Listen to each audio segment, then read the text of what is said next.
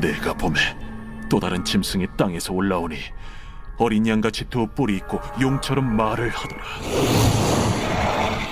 그가 먼저 나온 짐승의 모든 권세를 그 앞에서 행하고 땅과 땅에 사는 자들을 처음 짐승에게 경배하게 하니 곧 죽게 되었던 상처가 나은 자니라. 큰 이적을 행하되 심지어 사람들 앞에서 불이 하늘로부터 땅에 내려오게 하고 짐승 앞에서 받은 바 이적을 행함으로 땅에 거하는 자들을 미혹하며 땅에 거하는 자들에게 이르기를 칼에 상하였다가 살아난 짐승을 위하여 우상을 만들라 하더라. 그가 권세를 받아 그 짐승의 우상에게 생기를 주어 그 짐승의 우상으로 말하게 하고 또 짐승의 우상에게 경배하지 아니하는 자는 며칠은지 다 죽이게 하더라. 그가 모든 자, 곧 작은 자나 큰 자나 부자나 가난한 자나 자유인이나 종들에게 그 오른손이나 이마에 표를 받게 하고 누구든지 이 표를 가진 자 외에는 매매를 못하게 하니 이 표는 곧 짐승의 이름이나 그 이름의 수라. 지혜가 여기 있으니 총명한 자는 그 짐승의 수를 세어보라. 그것은 사람의 수니 그의 수는 666이니라. 오늘 우리는 요한계시록에서 가장 유명하고 아주 흥미로운 본문을 묵상하게 되는데요. 바로 그게 짐승의 표인 666입니다. 그런데 이 본문이 원래는 그렇게 유명한 본문이 아니었습니다. 그런데 1976년에 정말 유명한 공포영화죠. 오맨이라는 영화가 나오면서 엄청나게 유명해졌습니다. 그러니까 이 영화에서는 666을 어떻게 해석했냐? 장차 이 땅에 문자 그대로 666이라는 숫자가 그 몸에 새겨진 사람이 태어나는데 그 사람은 사탄의 자식이고 그 사람이 전 세계의 지도자가 되면 그리스도인들을 핍박하는 대환란의 시대가 온다. 뭐 그런 내용입니다. 그런데 여러분, 이거는요, 영화입니다. 돈 벌려고 만든 거예요. 완전한 허구의 내용이거든요. 이 영화에는 성경적인 해석이 정말 1도 없습니다. 그런데 놀라운 게 뭐냐? 이 영화가 개봉한 후로 이걸 믿는 사람이 생각보다 많아졌다는 거예요. 그래서 미국의 몇몇 지도자들을 666으로 지목하기도 하고 또 어떤 사람은 천주교의 교황을 666으로 지목하기도 했습니다. 그리고 그 사람들이 하는 일부 정책을 이 짐승이 하는 일로 규정하기로 했는데 예를 들어서 16절을 보시면 짐승이 세계를 통치하기 시작하면 사람들이 이마나 손에 666의 표를 받게 한다고 하잖아요. 그런데 1990년대 초에 어떤 일이 있었는지 아십니까? 우리가 요즘에 마트에 가면 요즘 생산되는 모든 상품에는 바코드라는 게 찍혀 있거든요. 그러니까 특정한 기계로 이 바코드를 찍으면 이게 언제 생산되는지, 유통기한이 지나지는 않았는지, 그리고 가격이 얼마인지 한 번에 알 수 있습니다. 그런데 이 모든 정보를 쉽게 검색할 수 있도록 만들어 놓은 게 그게 바로 바코드거든요. 그런데 이 바코드가 1988년도에 본격적으로 사용되면서 모든 상품에 이 바코드를 새기기 시작했는데 여기서 오맨에 심취한 사람들이 한 말이 뭔지 아십니까? 바로 이 바코드가 우리를 통제하는 짐승의 표기 때문에 이걸 손이나 이마에 찍는 사람은 구원받지 못하고 이걸 처음 만든 미국의 대통령이 성경에서 예언된 적그리스도라고 그 짐승이라고 정말 난리가 난 겁니다. 그런데 여러분 바코드가 생기고 33년이 지난 지금 이게 짐승의 표라고 말하는 사람이 있습니까? 그리고 이걸 손이나 이마에 새기는 사람이 누가 있습니까? 혹여나 문신으로 재미로 새길 수는 있겠으나 이것과 우리가 구원받는 것은 아무 상관없습니다. 그러니까 돈 벌려고 만든 영화 내용으로 성경을 해석하는 우리의 어리석음 때문에 이 본문이 얼마나 많은 혼란을 만들었는지 모릅니다. 그런데 이 본문을 제대로 해석하면요, 이게 그렇게 어려운 본문도 아닙니다. 그러면 이 본문의 올바른 해석은 무엇인가? 우리가 이 본문을 해석하면서 꼭 알아야 되는 게 있는데요. 21세기를 사는 우리는 이 본문을 보면서 이게 무슨 뜻인지 알기가 너무 어렵잖아요. 그런데 1세기에 로마의 통치를 받던 유대인들은 이 말씀의 내용이 뭔지 정확히 알았다라는 겁니다. 그러니까 로마가 무서워서 그들이 알아듣지 못하게 이 암호 같은 용어들을 쓰긴 했지만 이 글을 읽었던 성도들은 요한이 말하는 용이 뭔지, 그리고 그 용이 권세를 줬다는 짐승은 누구인지, 그리고 오늘 말씀에 나오는 666의 뜻이 뭔지를 그들은 전부 알았다라는 거예요. 그래서 이걸 먼저 해석하는 작업을 할 텐데요. 먼저 주일 본문을 보시면 용이 한 마리 나오고 이 용이 자기의 능력과 보좌와 큰 권세를 준 짐승이 한 마리 나옵니다. 그런데 여기에서 이 짐승에게 권세를 준 이 용이 누굽니까? 그거는 답이 정확하게 있습니다. 지난 토요일 본문인 12장 7절을 보면 이 용이 하늘에서 싸우다가 이 땅으로 쫓겨나거든요. 그런데 12장 9절이 이 용을 뭐라고 하느냐면 옛날에 하와를 유혹했던 뱀이라고도 하고 사탄이라고 하기도 한다고 분명히 말하고 있습니다. 그러니까 주일 본문에 나오는 용은 사탄이에요. 그런데 이 사탄이 자기의 권세를 주고 경배를 받게 만든 짐승이 누구냐? 바로 그게 당시 로마의 황제들이었습니다. 그런데 이 짐승이 경배받기를 원했다는 기록이 정말 중요한 기록입니다. 왜냐? 원래 로마의 황제들이 처음부터 자기를 신이라고 주장한 건 아니었습니다. 그런데 어느 날부터 로마가 지중해를 제패하고 너무 큰 권력을 가지게 되니까 이들이 어느 날부터 자기를 태양신의 아들이라고 주장했는데 그러다가 AD 26년에 티베리우스 황제가 처음으로 서머나에 자기의 신전을 짓습니다. 그리고 거기서 자신을 위한 제사를 지내게 하면서 한 말이 뭐냐? 이건 종교 행위가 아니라 충성을 다짐하는 행사일 뿐이다. 이렇게 유혹을 했다라는 거죠. 그런데 이걸 보고 사도 요한이 정확히 지적한 게 뭡니까?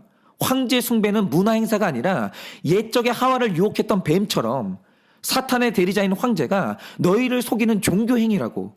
그러니 너희에게 어떤 경제적인 혜택을 줘도 절대로 경배하면 안 된다고 그렇게 경고를 해준 겁니다. 해석을 해준 거죠. 그리고 사실상 이 말을 하는 바람에 요한이 반모섬에 유배가 된 겁니다. 이렇게 로마는 신으로 경배받기를 원하는 황제라는 짐승들이 있었거든요. 그런데 오늘 본문에 보면 그 많은 황제들 중에 유독 사도 요한이 한 사람의 황제를 주목하는데요. 바로 그게 요한계시록의 배경이 되는 도미티안 황제입니다. 그러면 왜 요한이 도미티안 황제를 특별히 다룹니까? 말씀드렸듯이 언제나 로마의 황제들은 자기를 신으로서 경배를 받고 싶어 했거든요. 그러나 그것보다 더 중요했던 게 그 넓은 제국의 안정이었기 때문에 억지로 황제 숭배를 요구하다가 반란이 일어날 것을 걱정했던 황제들이 일단은 종교의 자유를 줬습니다. 그리고 황제를 숭배하는 지역이나 사람들에게는 경제적인 혜택을 몰아주면서 자연스럽게 숭배를 요구했던 거죠. 그런데 어느 날 나타난 도미티안 황제가 이 선을 넘은 겁니다. 그리고 어느 날부터 자신을 유일신이라고 주장하더니 자기를 숭배하지 않는 모든 사람을 죽이는 대환란이 시작이 된 거예요. 그리고 그 대환란을 겪는 사람들에게 전해진 편지가 바로 요한계시록입니다. 그러니까 우리가 이 도미티안 황제를 모르고서는 요한계시록을 제대로 해석할 수가 없는 거죠. 그러니까 오늘 본문이 무슨 암호처럼 기록되어 있는데 사실 이 말씀의 내용이 뭔지 아십니까? 바로 이게 도미티안 황제의 일생이에요. 1세기 사람들이 이 본문을 읽으면서 여기에 나오는 두 뿔 달린 짐승이 도미티안 황제를 의미한다는 걸 다 알았습니다. 그런데 오늘 본문에서 제일 중요한 게 뭐냐? 사도 요한이 도미티안 황제를 지목하면서 그의 본질을 어떻게 표현합니까? 그는 바로 666이라는 거죠. 그러면 요한은 왜 황제를 규정하면서 그를 666이라고 해석했는가? 그래서 먼저는 이 666의 정확한 의미를 알아야 되는데요. 우리가 지금까지 재앙의 기록을 묵상했지 않습니까? 그런데 요한계시록의 재앙에서 정말 중요한 표현이 있습니다. 그게 뭐죠? 처음 재앙은 예수님이 봉인된 책에 인을 떼면서 시작되는데 떼야 하는 인의 개수가 몇 개였습니까? 그게 7개였습니다. 그리고 그 다음으로 나팔의 재앙이 나오는데 이 나팔 재앙이 몇 개였습니까? 그것도 7개였습니다. 그리고 앞으로 대접 재앙이 나오는데 이 대접의 재앙이 몇 개입니까? 그것도 7개예요. 그러니까 요한계시록에는 인봉 떼는 재앙, 나팔 재앙, 대접 재앙 이렇게 세 종류의 재앙이 나오는데 각 재앙마다 고난이 반드시 7개를 채우면서 777이 되는 겁니다. 그런데 여기서 7은 고난을 완전히 채운다는 것의 상징인데 왜 고난을 완전히 채우는 게 중요합니까? 처음 6개의 고난은 교만한 우리를 겸손하게 하고 심령을 가난하게 만드는 사전 작업을 하는 거예요. 그런데 바로 이때 마지막 7번째로 선포되는 말씀이 우리 귀에 들리기만 하면 이제 그 사람은 하나님의 은혜를 사모하고 죄와 일평생을 싸우는 거룩한 성도로 변화가 되는 거예요.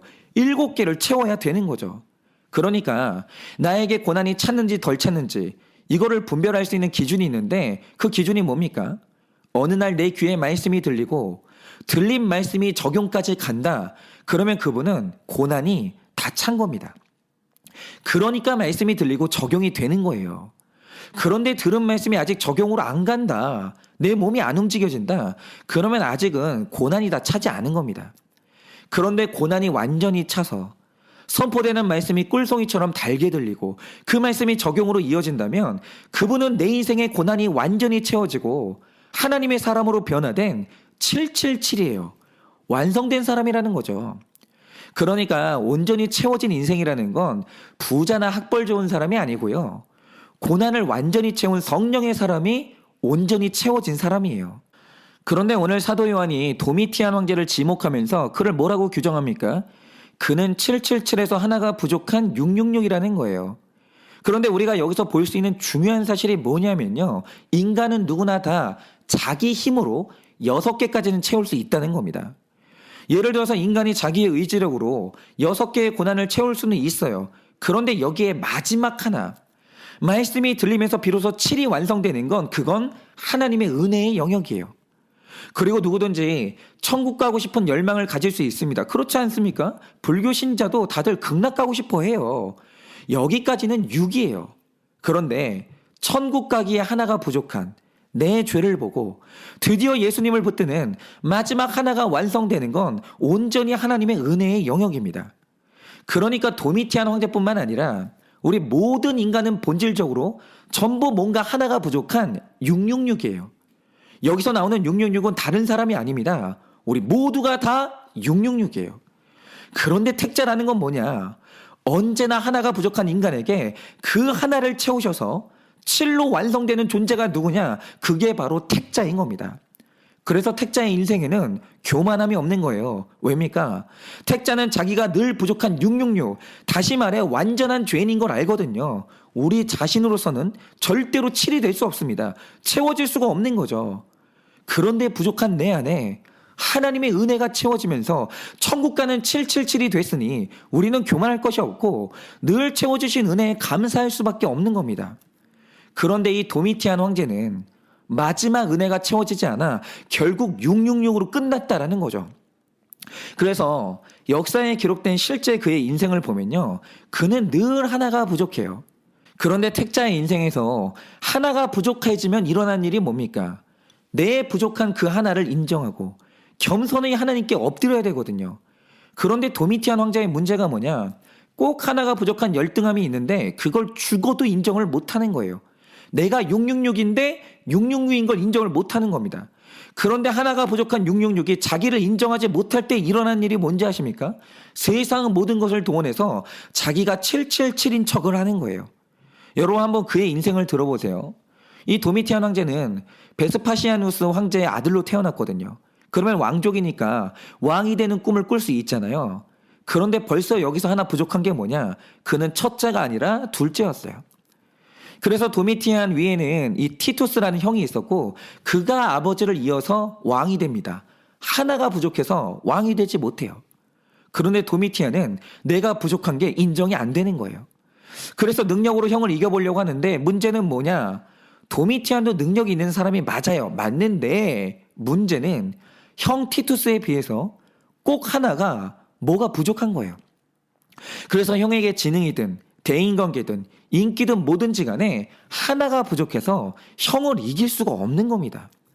그런데 이 도미티안이 그것도 인정을 안 해요. 그래서 어느 날 황제인 형이 있는데도 불구하고 어느 날 임페리움의 권한을 달라고 요구하는데 이게 너무 황당한 게 뭐냐면 이건 황제의 고유 권한입니다. 말하자면 이 임페리움이라는 권한에 군대의 지휘권이 있었고 소송의 판결권이 있었고 포괄적이고 무제한적인 통치권이 포함되어 있거든요. 그런데 이거는 황제의 권한이에요. 이게 바로 임페리움이라는 거죠. 그런데 얘는 황제도 아니면서 도미티안이 형한테 이런 걸 요구하는 거예요. 형, 나도 그 권한을 줘. 이러는 겁니다. 그런데 이게 뭐냐? 12절이 기록하는 대로 먼저 나온 짐승의 모든 권세를 그 앞에서 행했다는 말의 뜻이에요. 그런데 여기서 형인 티투스가 동생의 야망이 두려워지는 겁니다. 그래서 어느 날 그를 밀어냅니다. 그래서 도미티안이 이 권력에서 숙청을 당해요. 그런데 이 도미티안이요, 이것도 인정을 못합니다. 그래서 어떻게 했냐? 원래 절대로 하나가 부족해서 왕이 되지 못할 사람인데 어느 날 술수를 써서 자기 형을 암살하고 기적적으로 왕이 된 겁니다. 죽다 살아난 거예요. 그런데 이게 뭐냐? 14절에 나오는 대로 칼에 상하였다가 살아난 짐승이 되는 거고, 모든 고난 가운데서 회개한 게 아니라 모든 고난 가운데서 왕이 되니 살아난 나를 위해서 우상을 만들려고 하는 거예요. 이게 바로 도미티안 황제의 일생이에요. 그러니까 이런 거죠. 누구든지 666의 상태에서 자신의 부족함을 인정하고 그 부족함에 하나님의 말씀을 채우고 내 구원자 되신 예수님을 채우면 누구든지 777이 되면서 온전함으로 가는 거예요. 나 자신으로서는 666으로 끝납니다. 666인 내가 777 되신 하나님을 만나야 나는 완성이 되는 거예요. 그래서 세상에서 가장 온전한 사람이 누구냐? 자기가 666인 걸 아는 사람, 내가 하나가 부족하고 온전하지 못하다는 걸 아는 사람이 가장 온전한 사람이에요. 그런데 666이 자신의 부족함을 인정하지 못하고 그래서 하나를 채우지 못하니 이제 일어나는 일이 뭐냐? 777이 되는 게 아니라 777인 척을 하는 거예요. 그래서 777인 척을 하려고 이기고 또 이기는 인생이 되고, 777인 척을 하려고 그렇게 권력을 추구하고 자기 죄를 고백을 못하는 거예요. 그리고 777인 척을 하려고 미친 듯이 공부를 하는 겁니다. 그러니까 도미티안 황제를 보세요. 그는 하나가 부족한 666인데 자신의 부족함을 인정하지 못하니까 이제부터는 777인 척을 하는데, 그러니까 어느 날부터 자신을 유일신이라고 하면서 누구도 하지 않았던 주장을 하고, 부족한데도 인정을 못하니까 형이든 누구든 이기려고만 하고, 늘 마음속에 하나가 부족하다는 열등감이 있으니까 자기를 반대하는 사람들에게 인격적인 설득이 안 되고 폭력으로 찍어 누르는 겁니다. 777이 되는 게 아니라 777인 척을 하려고 하면 이렇게 되는 거예요. 그런데 아무리 그래봐도 그는 결국 하나가 부족한 666이거든요. 그래서 결국 도미티안이 어떻게 죽는지 아십니까?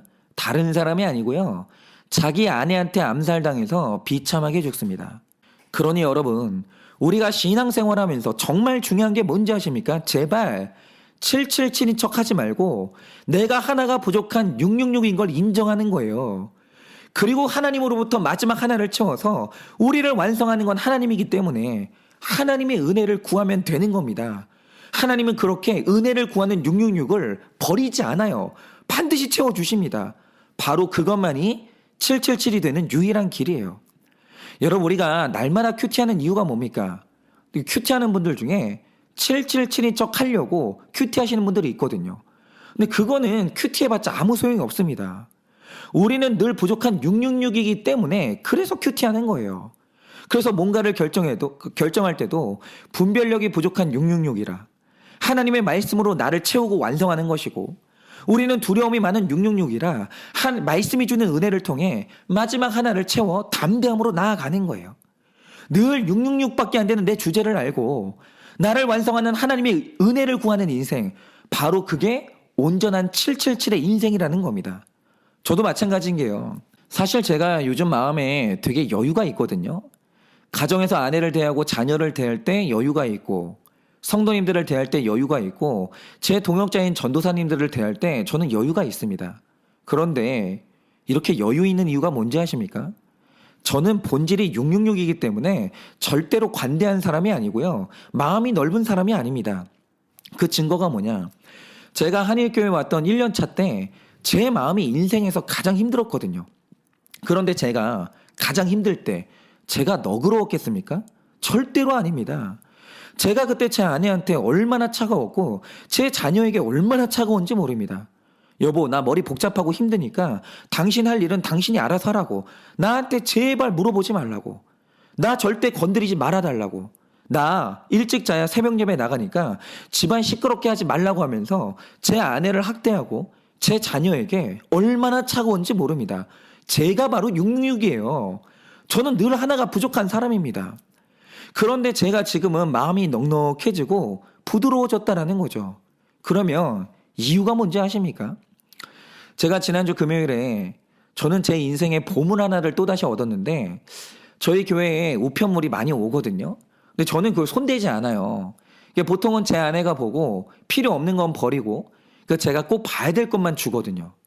그런데 하루는 제가 이제 교회를 들어가는데 그러려면 우체통을 지나가거든요. 근데 우체통에 초록색 봉투가 있는 거예요. 이거 본 적이 없는 봉투가 있는 거죠. 근데 그게 눈에 확 띄더라고요. 그래서 이게 뭐지? 하고 봤더니 이게 싱가포르에서 온 편지인 거예요. 그런데 저는 싱가포르에 연고가 없거든요. 그래서 이게 뭐지? 그 내용이 너무 궁금해서 열어봤거든요. 그런데 거기에 사람이 직접 손으로 만든 크리스마스 카드가 있는 거예요. 그리고 그 내용을 봤더니 이 카드를 8살짜리 아이가 만들었더라고요. 그리고 제가 19년 만에 사람이 직접 손으로 쓴 편지를 받아봤는데 거기에는 싱가포르에서 말씀을 잘 듣고 있다는 한 가족의 사연이 있었고 소윤이라는 8살짜리 여자아이가 저의 얼굴을 손으로 그린 그림이 있더라고요. 그런데 그걸 제가 이제 읽는데 이거는 하나부터 10까지 전부 사람의 손으로 정성스럽게 만든 거잖아요. 그리고 그 안에 있는 이 사연이 너무 귀하고 저는 이 편지를 이제 평생 버릴 수가 없겠더라고요. 너무 귀하고 너무 감사한 거예요. 그런데 여러분 이게 뭔지 아십니까? 666인 저한테 하나님이 하나를 채워주시는 하나님의 은혜인 거예요. 여러분 생각을 해보세요. 자, 목사가 정말 열심히 준비해서 설교를 준비한다고 하죠. 그런데 여기까지는 아직 하나가 부족한 666이에요. 이 설교는 왜입니까? 여러분, 들어주고 인정해주는 사람이 없는 설교가 그게 무슨 소용이 있겠어요? 그 설교가 어떻게 완성이 됩니까? 이 세상의 모든 설교는 들어주시는 성도님들, 그 설교를 인정해주시는 성도님들이 있어야 비로소 777로 완성이 되는 거예요. 내 자체로는 완성이 안 된다라는 거죠. 그러니까 여러분, 제가 왜 요즘 여유가 있겠습니까? 저는 원래 여유 없고 차가운 666이거든요. 그런데 거기에 하나님께서 설교를 들어주시는 성도님들을 붙여주시고 또 사랑도 주시고 인정도 해주시니까 그래서 제가 하나가 더해져서 제가 777로 완성이 되는 거예요. 은혜가 없는 저는 666이에요. 절대로 이렇게 여유 있을 수가 없습니다. 여러분 바로 이겁니다. 바로 이 말씀에서 나오는 666은 우리 모두예요. 우리 자신은 절대로 완성될 수가 없는 존재인 겁니다. 그런데 이런 우리가 777로 완성되는 방법이 뭡니까? 하나님의 은혜가 나에게 채워져야 되는 거예요. 그 은혜가 없는 우리는 다 하나가 부족한 666이에요. 그런데 이런 우리가 어떻게 하면 하나님의 은혜를 채울 수 있습니까? 하나가 부족한 666의 나를 이제 인정하시는 거예요. 제발 666인 나를 가리려고 777인 척 하지 마시라는 겁니다. 6가지 고난을 통해 완전히 666인 내 주제를 인정하시고 그때 하나님의 은혜를 구하면 하나님이 그 겸손한 심령에 은혜를 부으사 그때 비로소 우리는 777로 완성이 되는 거예요. 그러니 여러분 오늘 하루도 이 말씀에 나오는 666이 바로 여러분 자신임을 고백을 하세요. 주님, 저는 부족합니다. 주님, 저는 인격적이지 않고 저는 목사가 되기에 하나가 부족하고 저는 부모가 되기에 하나가 부족합니다. 내가 완성되려면 하나님의 은혜가 필요합니다. 주님 은혜를 주십시오. 이렇게 은혜를 구하세요. 그래서 오늘 하루는 우리 모두가 그 하나님의 은혜를 받아 777로 완성되는 그 하루를 살아내시기를 예수님의 이름으로 축원합니다. 기도하겠습니다. 하나님, 오늘 말씀에 나오는 666이 누굽니까? 하나님, 그게 네로 황제입니까? 그게 그렇게 아꼈던 도미티안입니까? 아닙니다. 오늘 말씀에 나오는 666은 접니다. 주님, 제가 하나가 부족한 666이었기에 제가 지난날 제 아내를 학대하고 제 자녀에게 얼마나 차가운지 모릅니다. 내가 힘드니, 내가 세상에서 제일 불쌍한 사람이니 제발 나를 좀 건들지 말라고, 누구든 나를 좀 위로해달라고 늘 그렇게 나를 중심으로 생각하고 나를 중심으로 사는 666이 바로 저였습니다. 그런데 주님이 이런 부족한 저에게 하나의 은혜를 채워주시니, 주님의 복음으로 나를 채워주시니 비로소 저는 여유 있는 사람이 되고 남을 섬기는 사람이 될 수 있는 것입니다. 그러니 주님, 제가 어떻게 교만할 수 있겠습니까? 제가 어떻게 완성됐다고 말할 수 있겠습니까? 감히 내가 어떻게 위대한 사람이라고 말할 수 있겠습니까? 그럴 수 없습니다. 주님, 제가 666입니다. 제가 짐승입니다. 그러니 오늘 완성되기 위해서 주님의 은혜를 구합니다. 하나님, 은혜를 허락하여 주시옵소서. 말씀을 허락하여 주시옵소서. 오늘 나를 주님의 사랑으로 완성시켜 주시옵소서. 그래서 오늘 내가 주님의 심정으로 밖을 나가 사랑을 베풀고 또 여유 있는 사람이 될 수 있도록 오늘도 우리 모든 성도님들 가운데 은혜를 허락하여 주시옵소서. 그렇게 오늘도 666인 나를 인정하고 하나님의 은혜를 구하는 모든 성도님들마다 하나님이 아낌없이 은혜를 채우실 줄 믿사오며 살아계신 예수님 이름 받들어 기도드립니다. 아멘.